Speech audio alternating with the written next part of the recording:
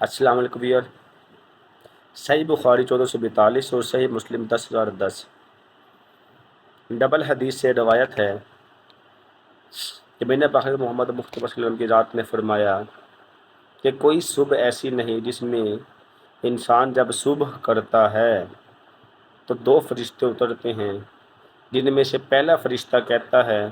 کہ یا اللہ، جس نے مال کو خرچ کیا اس کے مال کو بڑھا دے، اور دوسرا فرشتہ کہتے ہیں یا اللہ، جس نے مال کو روکے رکھا اس کے مال کو تلف کر لے۔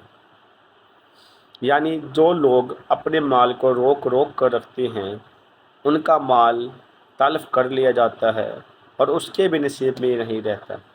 جس کی مثال یہ ہے کہ جن لوگوں نے اپنے بینک بیلنس بھرے ہوئے ہیں، اپنے گھر کے اندر بوریوں میں پیسے رکھے ہوئے ہیں، لیکن کنجوس اس حد تک ہیں کہ پیسے لگانے کو ترجیح نہیں دیتے، تو ان کا مال ایسے تلف کیا جاتا ہے کہ جب ساری زندگی وہ مال اپنے پاس رکھ کے تھک جائیں تو اچانک ہی کسی بڑی بیماری کا یا کسی حادثاتی اموات کا یا کسی میڈیکلی مسئلے کا شکار ہو کے اس کی موت واقعہ ہو جاتی ہے، اور اس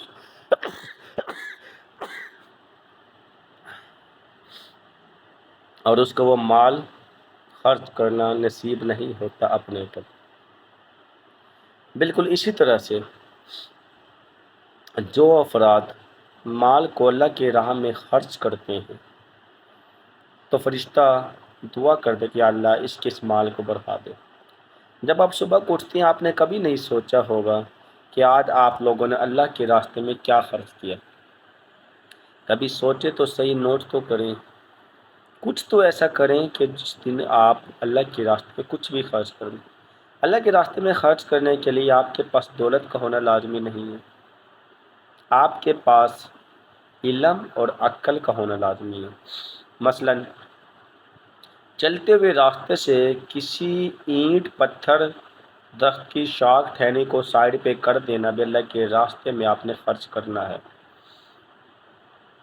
کسی انسان سے نیکی کی دعوت دینا بھی اللہ کے راستے میں خرچ کرنا ہے۔ کسی بچے کو حفظ بنانے کا مشورہ دینا بھی اللہ کے راستے میں خرچ کرنا ہے۔ کسی عالم کی کلاس میں جا کے بیٹھ جانا بھی اللہ کے راستے میں خرچ کر دینا ہے۔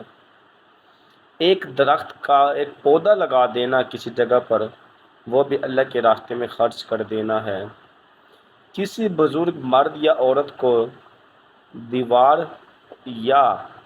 کوئی رستہ پار کرا دینا یا کوئی سڑک عبور کروا دینا بھی اللہ کے راستے میں خرچ کرنا ہے۔ تو خدا را آپ یہ سوچا کریں جب فرشتے وہ آئیں تو آپ کے لیے کن لوگوں میں شمار کیا۔ اگر آپ نے اللہ کے راستے میں خود خرچ کیا ہے تو آپ کو اور زیادہ عطا کر دیا جاتا ہے، اور اگر آپ نے اپنا مال روک کے رکھا ہوا ہوتا ہے تو اس کو تلف کر لیا جاتا ہے۔ خوش قسمت لوگ ہیں جو مال کو خرچ کرتے ہیں، بدبخت لوگ ہیں جو کہ مال کو کنجوسی اور حرص کی وجہ سے بچا کے رکھتے ہیں۔ دعا لیبل کی ذات سے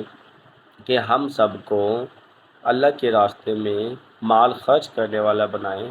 لیکن سب سے اہم بات جو اہم مسئلہ جو بتانے کا ہے وہ یہ ہے کہ سب سے بہترین صدقہ اور سب سے بہترین مال کا خرچ وہ آپ کے اہل و عیال، آپ کے ماں باپ پر، آپ کے بہن بھائیوں پر اور آپ کے بیوی بچوں پر ہے، جس میں ماں کا 3 دفعہ حوالہ اور باپ کا 1 دفعہ حوالہ ہے، اور ایک اور حدیث یہ ہے کہ سب سے بہتر صدقہ آپ کے اہل و عیال اور اس میں سب سے پہلے آپ کی بیوی ہے۔ لہٰذا آپ مال کو خرچ کریں اور سب سے زیادہ اپنے اہل و عیال پہ خرچ کریں تاکہ فرشتہ آنے والا اس رزق میں برکت کی دعا دے۔ جس کو یہ ویڈیو اچھی لگی آپ اپنے دوستوں میں شیئر کریں، ہمارے چینل کو سبسکرائب کریں، بیل آئیکن کو دبائیں تاکہ بر وقت آپ لوگوں تک ہماری تمام ویڈیو موصول ہوں۔ اس کے ساتھ اپنا خیال رکھیے گا، اجازت دیجیے گا، اللہ حافظ۔